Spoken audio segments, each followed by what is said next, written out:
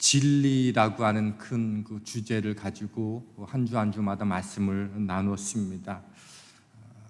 하나님이 진리이고 그분이 자신을 드러내신 하나님의 말씀도 진리라고 하는 그 근거하에 하나님의 말씀만이 우리를 거룩하게 한다라고 하는 말씀을 함께 나눴고요. 또 우리의 신앙과 살아가는 삶의 모든 내용의 기초 또한 하나님의 말씀이다, 이렇게 나눈 바 있습니다. 그리고 그리스도인들은 그 진리를 따라가는 사람들인데, 그래서 주님의 그 길을 걸어가는 사람들이다. 이것이 성경이 우리에게 말하는 진리의 메시지이다라고 하는 것들을 함께 나눴습니다. 그리고 오늘은 네 번째 순서로 그리스도인에게 주어진 패키지라는 것은 하나를 받으면 하나를 더 함께 우리가 받게 되는 것. 그러면 그리스도인에게 주어진 이 패키지라고 하는 이 선물로 주어진 게 무엇일까라는 것들로 오늘 진리의 말씀을 한번 생각해 보고자 합니다. 그리스도인으로서 걸어갈 때에는 고난이라고 하는 그 차원이 우리 가운데 있지요. 근데 이 고난에는 두 가지 차원이 있어요. 소극적인 부분이 있고 적극적인 고난의 부분이 있습니다. 이 소극적인 고난의 차원이라고 하는 것은 우리가 아담과 하와의 후예이지 않습니까? 그러니까 죄의 본성을 갖고 있는 존재이기 때문에 어쩔 수 없이 인간이 경험하게 되는 질병의 문제, 또 아픔과 상처의 문제, 또 가난의 문제, 또 마음의 상함과 또 실업과 노동과 여러 가지 관계의 문제들로 인해서 경험하게 되는 문제들, 이런 것들을 소극적인 고난의 문제이다, 이렇게 말합니다. 그리고 이런 것들은요, 우리가 인간의 몸을 갖고 있는 한 피할 수 없는 것들입니다. 그러나 은혜인 것은 이런 소극적인 고난의 문제를 통해서 하나님은 우리를 훈련시키시고 연단해 가신다고 하는 겁니다. 그리고 또 하나가 적극적인 차원의 고난이 있는데, 이것은 하나님을 위하여 하나님을 섬기는 일 때문에 주어지는 고난을 말합니다. 그리고 우리가 함께 읽은 이 본문은 이 적극적인 고난의 문제를 함께 다룹니다. 빌립보서 1장 29절은 이렇게 기록되어져 있습니다. 그리스도를 위하여 너희에게 은혜를 주신 것은 다만 그를 믿을 뿐 아니라 또한 그를 위하여 고난도 받게 하려 하심이라. 바울은 하나님으로부터 우리가 두 가지를 선물로 받았다고 말합니다. 하나는 믿을 뿐 아니라라고 하는 이 믿음을 주셨고, 또 하나 우리가 받은 게 고난도 하나님이 우리에게 주셨다, 이렇게 말하고 있어요. 조금 더 쉽게 설명되어져 있는 공동 번역과 이 새 번역을 보면 이렇게 번역되어 있어요. 공동 번역은 여러분은 그리스도를 믿을 특권뿐만 아니라 그분을 위해서 고난까지 당하는 특권, 곧 그리스도를 섬기는 특권을 받았습니다. 믿음의 특권뿐만이 아니라 섬기는 특권, 그리고 이 섬기는 특권이 뭐다? 고난이다, 이렇게 말하고 있어요. 그리고 새 번역은 이렇게 번역해 놨습니다. 하나님께서는 여러분에게 그리스도를 위한 특권, 즉 그리스도를 믿는 것뿐만 아니라 또한 그리스도를 위하여 고난을 받는 특권도 주셨습니다, 이렇게 기록해 놨습니다. 믿을 특권도 주셨지만 그 믿는다는 것 때문에 함께 따라오는 패키지가 있다는 거예요. 그게 뭐예요? 고난이라고 하는 것을 하나님이 믿음과 더불어 우리에게 주셨다는 겁니다. 그러니까 이렇게 이해하면 훨씬 더 좋겠죠. 나는 고난은 안 받을 거야 라는 것은 없다는 거예요. 내가 하나님을 믿기로 작정하면 자연스럽게 고난이 함께 따라오는 문제라는 거예요. 그러니까 내가 믿음의 길을 걸어가는데 왜 나 이렇게 힘든 일이 생겨라고 하는 건 내가 잘못 믿거나 내가 하나님이 나를 사랑하지 않아서가 아니라 믿음과 함께 따라오는 패키지 같은 선물이기 때문에 당연히 우리 가운데 그런 고난이 있다는 겁니다. 그러므로 이것이 특권이라고 표현했다는 것은 내가 믿음은 받아들이고 어려운 고난은 나 받아들이지 않겠어, 이런 일은 없다는 거예요. 내가 믿음을 받아들이면 당연히 고난도 오게 되고, 내가 고난을 원치 않으면 당연히 믿음도 우리에게 주어지지 않는다는 겁니다. 그래서 바울은 이 고난을 적극적으로 받으라, 이렇게 표현했어요. 디모데후서 1장 8절 말씀을 보면 이렇게 기록되어 있습니다. 그러므로 너는 내가 우리 주를 증언함과 또는 주를 위하여 갇힌 자 된 나를 부끄러워하지 말고 오직 하나님의 능력을 따라 복음과 함께 고난을 받으라. 바울이 갇힌 것 때문에 많은 사람들이 혹시라도 하나님을 믿고 저렇게 열심히 헌신하는 바울이 어떻게 고난당하고 감옥에 갈 수 있지라고 말하는 것 때문에 바울을 부끄러워할까 봐 걱정하는 그리스도인들에게 주시는 말씀인 거예요. 고난을 함께 적극적으로 받는 것이 믿음의 길에 뒤따르는 것이다, 이렇게 말합니다. 제 얘기가 아니라 지금 하나님께서 말씀을 통해서 진리를 통해서 우리에게 주시는 말씀인 거예요. 그리고 디모데후서 3장 12절에서는 무릇 예수 안에서 경건하게 살고자 하는 자는 박해를 받으리라. 우리는 경건하면, 말씀을 잘 알고 오랫동안 믿고 기도 잘하면, 그리고 일자 표정을 가지고 있으면, 그러면 왠지 그것이 경건한 것처럼 보이는데, 오늘 사도 바울은 경건한 삶이란 뭐냐? 믿음의 패키지로 오는 그 고난을 함께 감당하려고 애를 쓰는 것, 그게 경건한 삶의 특징이다, 그렇게 말하고 있습니다. 그러니까 믿음과 함께 주어진 패키지이기 때문에 내가 믿음을 포기하면 당연히 고난도 받지 않을 수 있습니다. 반대로 믿음의 길을 걸으면서 나는 고난은 받지 않을 거야, 나는 잘 믿고 있기 때문에 고난은 나에게 상관이 없어 라고 말하는 일은 없다는 겁니다. 믿음과 고난이 패키지라고 하는 것을, 하나님이 주신 선물인 패키지 선물이라고 하는 것들 우리는 성경을 통해서 충분히 증명할 수 있습니다. 성경에 나오는 무수한 수많은 하나님의 사도들, 제자들과 초대교회 성도들의 삶을 보면 우리는 발견할 수 있어요. 사도들은 야고보의 순교를 시작해서 마지막 사도인 사도 요한이 밤모섬에 유배되었다가 죽음에 이르기까지 그들은 주님을 만나서 고난을 당하지 않은 길을 걸어간 사람이 없습니다. 초대교회 성도들은 어떨까요?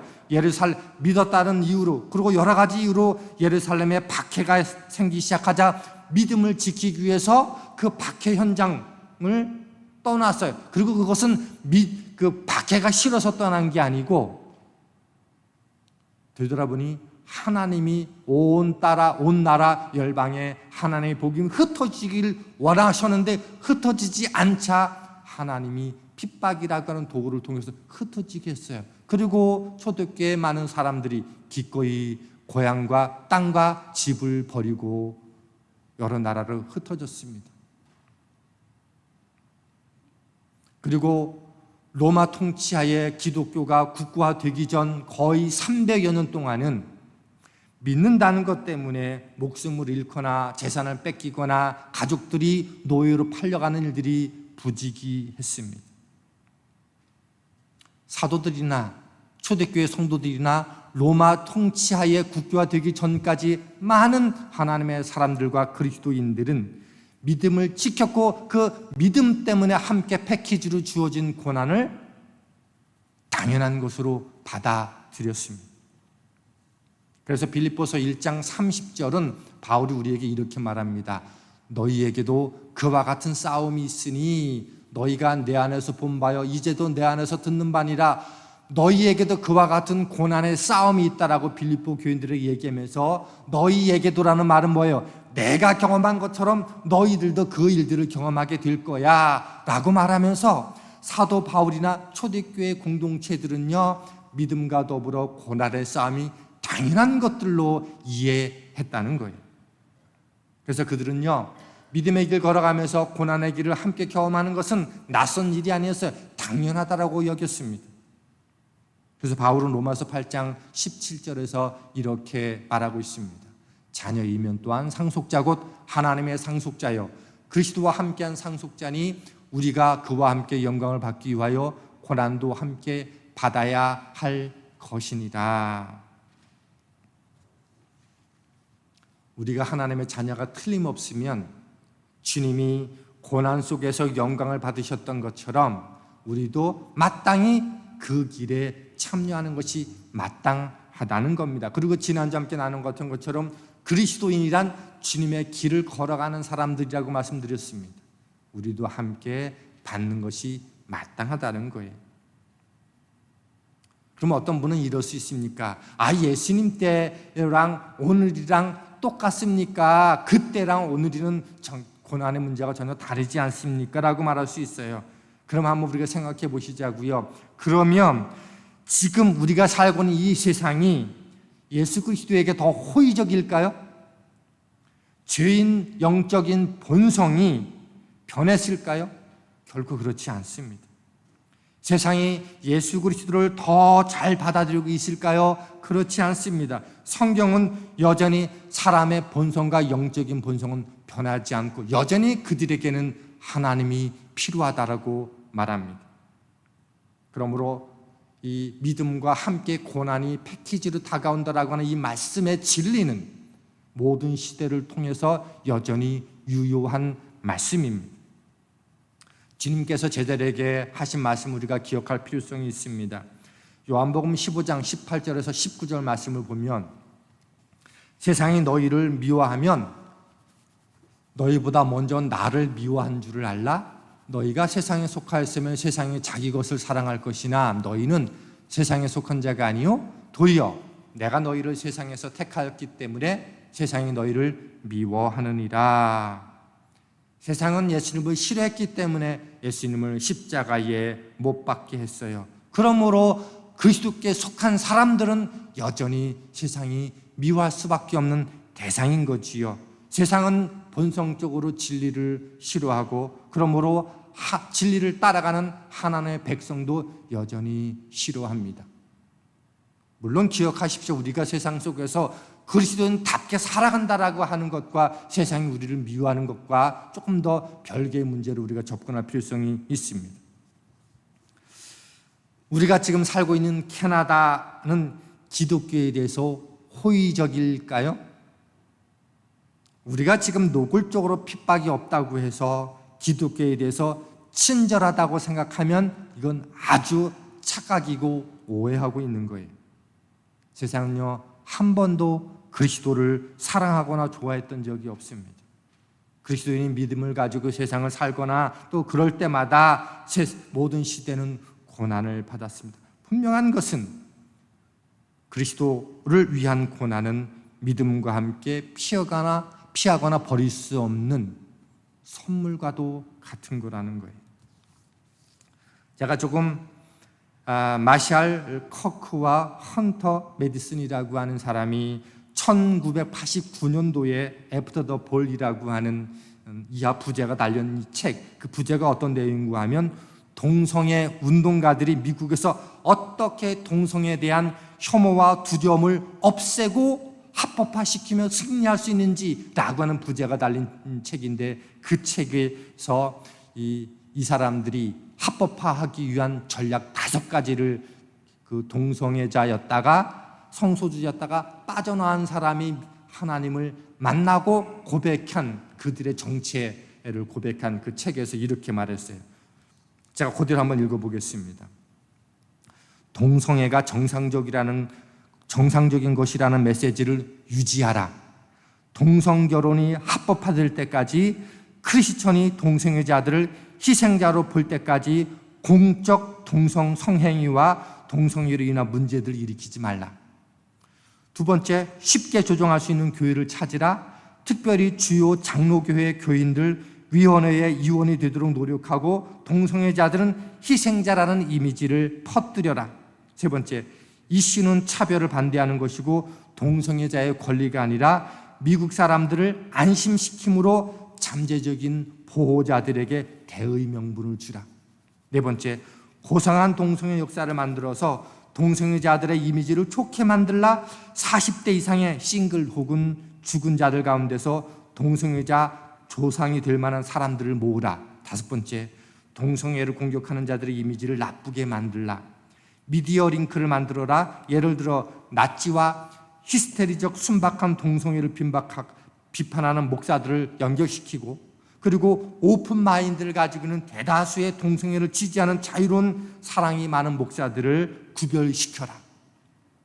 그리고 이거를 10년 동안 주도적으로 한 끝에 미국에서 동성애가 합법화됐습니다.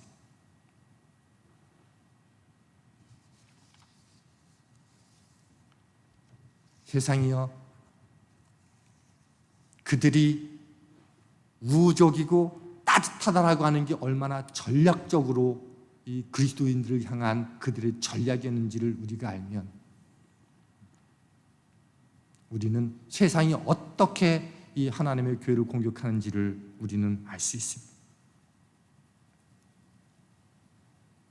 바울은 그리스도를 위한 이 고난의 문제를 30절에서 싸움이라고 표현을 했어요. 싸움은 그거 아닙니까? 내가 적극적으로 나서서 행동해야 되는 거예요. 그래서 이 싸움의 성격을 27절과 28절에서는 보여주고 있는데, 먼저 27절 상반절을 한번 보겠습니다. 오직 너희는 그리스도의 복음에 합당하게 생활하라, 이렇게 해놨어요. 사도들과 초대교회 성도들이 그리스도를 위해서 받은 고난의 싸움은요, 그리스도의 복음에 합당하게 생활하는 싸움이었다는 거예요.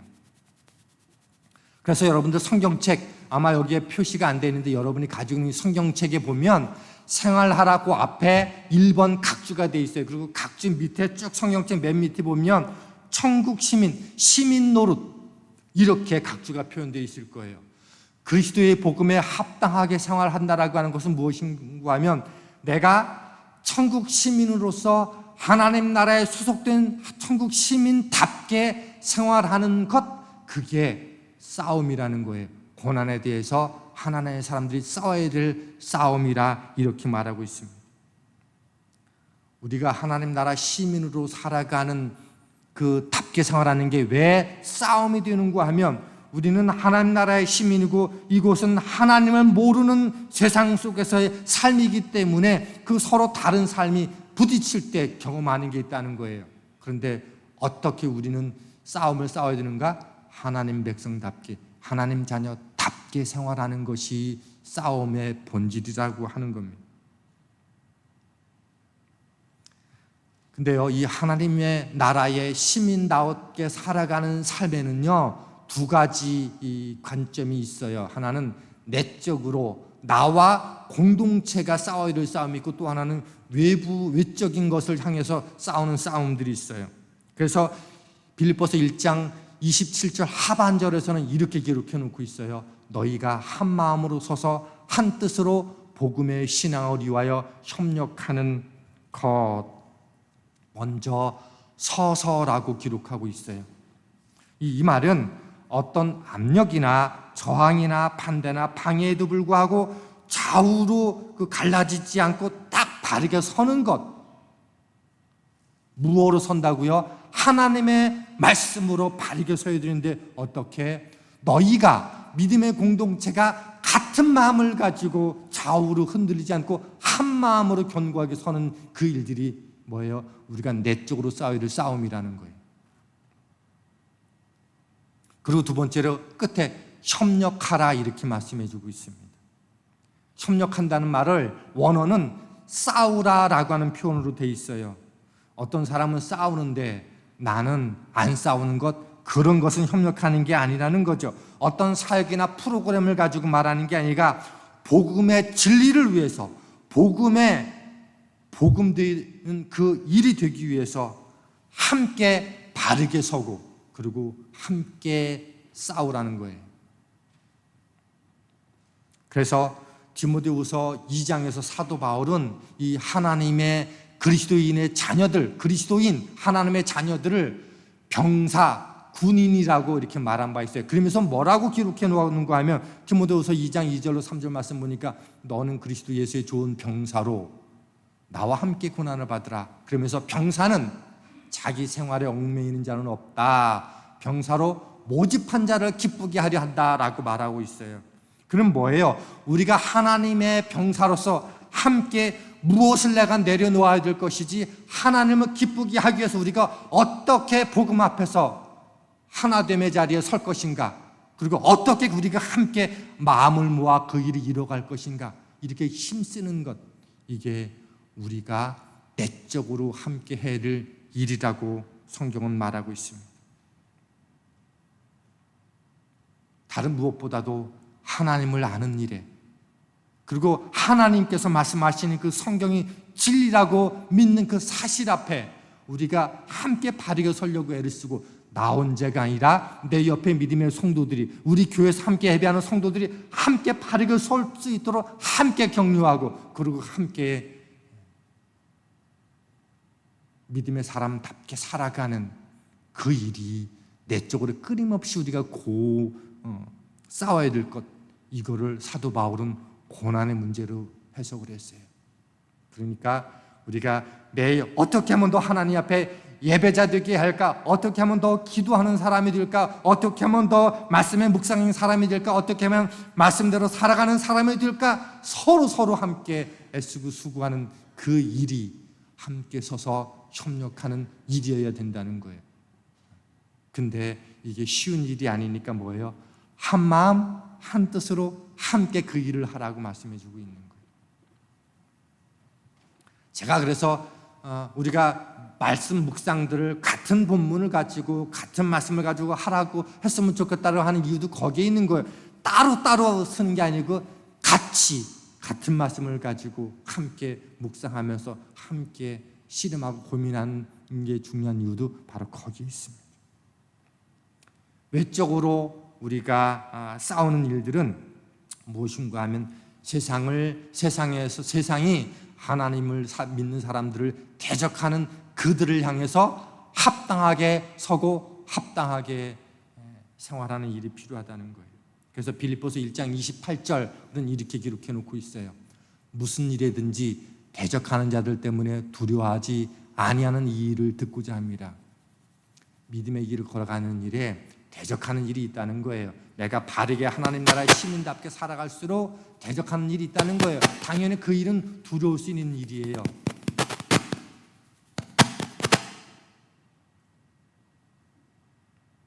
물리적인 반대가 있고 적대적인 행위가 있습니다. 근데 두려워하지 말라는 거예요.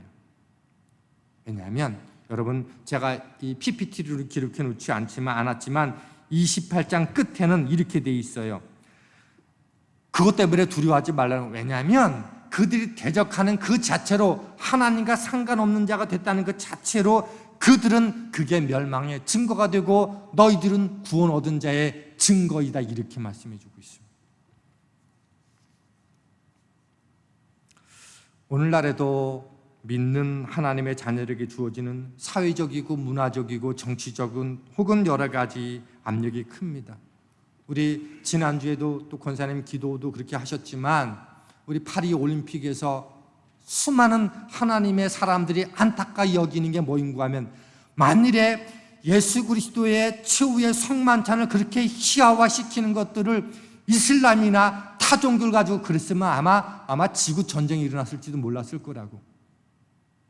기독교인답지 못한 일들이 이 땅 가운데 힘 잃고 있는 모습들이 있기 때문에 만만하게 보았던 증거라고 하나같이 이야기합니다.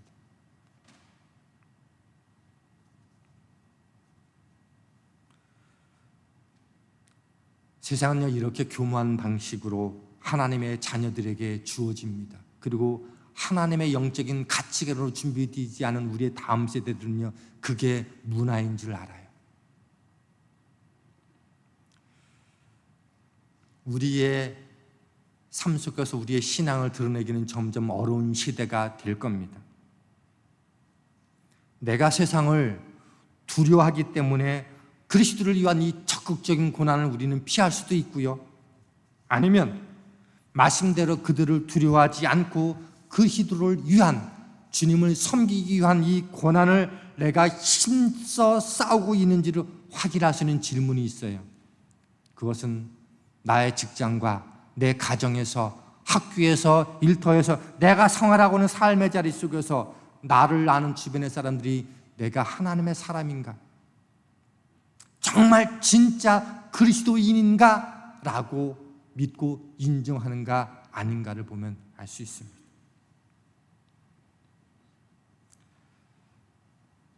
세상이 알도록 말로 행동으로 기독교 신앙을 드러내고 있는가? 내가 참 그리스도인으로 살고 있는가라고 하는 것을 드러내는 방식은요, 여러 가지 길이 있을 겁니다. 각자마다. 왜 우리가 세상 속에서 그럼에도 불구하고 그리스도인 됨으로 드러나야 할까요? 그것은요, 우리가 주님을 부끄러워하지 않는다는 것을 증명해 드리기 때문에 그렇습니다. 마가복음 8장 38절은요, 누구든지 음란하고 죄 많은 세대에서 나와 내 말을 부끄러워하면 인자도 아버지 영광으로 거룩한 천사들과 함께 올 때 그 사람을 부끄러워하리라.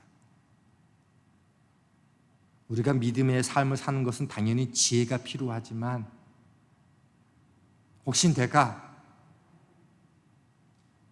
주님을 사람으로 드러내는 것이 부끄럽다고 여긴다면 주님도 부끄러워 하실 거라는 거예요.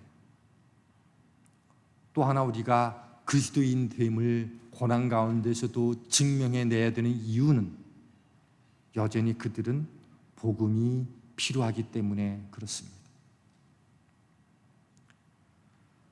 진리가 없는 세상 사람들을 사랑해야 되지만 우리는 성경의 바른 가치관, 진리의 토대 위에 우리는 분명하게 서 있고 필요하면 언제든지 증명할 수 있고 주장할 수 있어야 됩니다. 세상은요, 비진리를 가지고 진리를 공격하고 있습니다. 하지만 그리스도를 위해서 고난을 받고 진리를 위해서 싸우는 사람들은 많지 않아요. 많은 그리스도인들이 예수를 믿고 구원 얻어서 죽음 위에 천국 가는 것에 대해서 관심 갖지, 믿었음에도 불구하고 여전히 죽지 않고 살아있는 이 순간에 어떻게 그리스도인답게 살아야 할지에 대해서는 별로 관심 갖고 있지 않습니다. 그런데 예수님께서 말씀하십니다. 대적하는 자들 때문에 두려워하지 마라. 만일 저와 여러분이 대적을 두려워하지 않고 복음에 굳게 서서 서로 협력하고 그리고 세상에서 필요할 때마다 진리를 말하고 그 진리 위에 서 있게 된다면 어떤 일이 일어날까요? 주님은 저와 여러분을 보고 진짜 그 길을 걷는 사람들이구나, 너야말로 그리스도인답구나 라고 말하는 정체성을 주님께서 인정해 주실 겁니다. 그리고 그 안에서 복된 위로와 넘치는 은혜를 경험하게 될 겁니다. 그리고 하나님이 우리를 인정해 주시는 그 경험을 하고 기쁨 가운데 살아가게 될 겁니다. 그리고 그렇게 살아가는 순간순간마다 하나님은 한 번도 나를 홀로 내버려 두신 적이 없으셨구나, 하나님은 늘 나와 함께 하시고 계시구나 라는 것을 경험하게 될 겁니다. 그리고 그럴 때마다 내가 말씀으로 진리 위에 나를 날마다 세우고 살아가도록 애를 쓰고 싶어하고 그리고 더 말씀을 알고 싶어하는 여지가 생길 겁니다. 우리가 싸우지 않으면 훈련받고 싶은 그 이유가 교육받을 이유가 없게 되는 거예요. 그리스도인에게서 정말 위험한 것은 내적 외적 싸움 아무런 상관없이 예수 믿었으니까 나 천국 갈 거야, 그러니까 오늘 하루하루는 그냥 먹고 사는 삶에 내 모든 것을 그냥 맡기는 겁니다. 하나님께서 그리스도를 위하여 여러분에게 은혜를 주신 것은 다만 그를 믿고 구원 얻을 뿐만이 아니라 그분을 위해서, 그분의 섬김을 위해서 고난도 함께 받게 하려 함이라 라고 성경은 우리에게 말씀해 주고 있습니다. 그리고 성경은 이게 진리이다 우리에게 이렇게 말씀해 주고 있습니다. 지난주도 말씀드렸지만 기억하십시오. 이 길을 걸어가면 우리가 손해가 아니라 우리가 더 큰 기쁨이고 축복이고 영광이라고 하는 것들은 주님이 약속으로 우리에게 주셨습니다. 그런 우리를 하나님께서 부르셨음을 기억합니다. 그래서 오래간만에 한번 좀 이 찬양을 부르면서 오늘 좀 같이 마음 모아 기도하면서 말씀을 마쳤으면 좋겠습니다. 하나님의 부르심이라는 찬양인데요. 가사가 이렇게 돼 있어요. 하나님의 부르심에는 후회하심이 없네. 내가 이 자리에 선 것도 주의 부르심이라. 하나님의 부르심에는 결코 실수가 없네. 나를 부르신 하나님의 신실하심을 믿네. 우리 이 가사를 생각하면서 나를 부르신 하나님의 신실하심을 믿음으로 고백할 수 있기를 원합니다.